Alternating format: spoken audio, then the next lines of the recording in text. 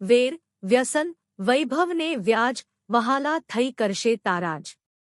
અશ્વિન મહેતાની પોઝિટિવ વિચાર શ્રેણીના આ સુવિચારમાં માનવ જીવનને નુકસાન પહોંચાડતી 4 મહત્વની બાબતો વેર, દ્વેષ, વ્યસન, વૈભવ અને વ્યાજ વિશે છે।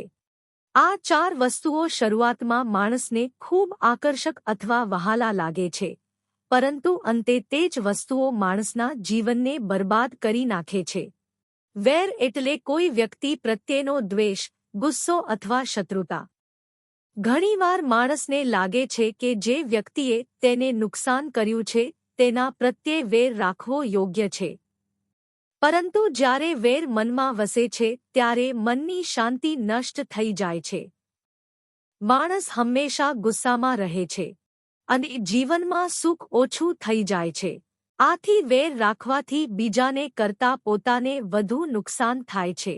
વ્યસન એટલે એવી ખરાબ આદત જે માણસને ધીમે ધીમે પોતાની કાબૂમાં લઈ લે છે, જેમ કે દારૂ, તમાકુ, જુગાર અથવા અન્ય હાનિકારક પદાર્થોનું સેવન કરવાની આદતો। શરૂઆતમાં વ્યસન માણસને આનંદ કે મજા આપે છે અને તેને વહાલું લાગે છે, પરંતુ સમય જતાં તે આરોગ્ય બગાડે છે, પૈસા બરબાદ કરે છે અને પરિવાર તથા સમાજમાં માન ઘટાડે છે। અંતે વ્યસન માણસના જીવનને બરબાદ કરી શકે છે। વૈભવ એટલે અતિશય આડંબર, દેખાવ અને ભોગવિલાસ। ઘણા લોકો વૈભવશાળી જીવન જીવવા માટે વધારે ખર્ચ કરે છે અને દેખાવમાં ફસાઈ જાય છે।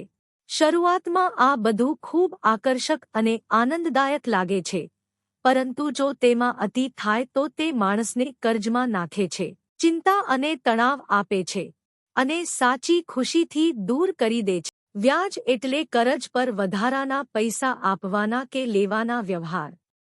ઘણા લોકો શરૂઆતમાં થોડું કરજ લે છે અને તેમને લાગે છે કે તે સરળ છે, પરંતુ વ્યાજ ધીમે ધીમે વધતું જાય છે અને માણસ તેના ભાર નીચે દબાઈ જાય છે।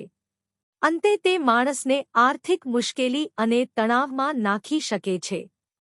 વેર, વ્યસન, વૈભવ અને વ્યાજ શરૂઆતમાં માણસને ખૂબ વહાલા અને આકર્ષક લાગે છે, પરંતુ અંતે તે માણસના જીવનને તારાજ એટલે કે બરબાદ કરી શકે છે। આથી માણસે મનમાં વેર રાખવો નહીં, વ્યસનથી દૂર રહેવું, વૈભવમાં અતિશયતા ટાળવી અને કરજ તથા વ્યાજથી શક્ય હોય ત્યાં સુધી બચવું। વેર, વ્યસન, વૈભવ અને વ્યાજ આ 4 વસ્તુઓ શરૂઆતમાં વહાલા લાગે છે, પરંતુ જો તે વધે તો અંતે માણસના જીવનને બરબાદ કરી નાખે છે। આથી જીવનમાં પ્રેમ, સંયમ, સાદગી અને સમજદારી રાખવી એ જ સાચો માર્ગ છે।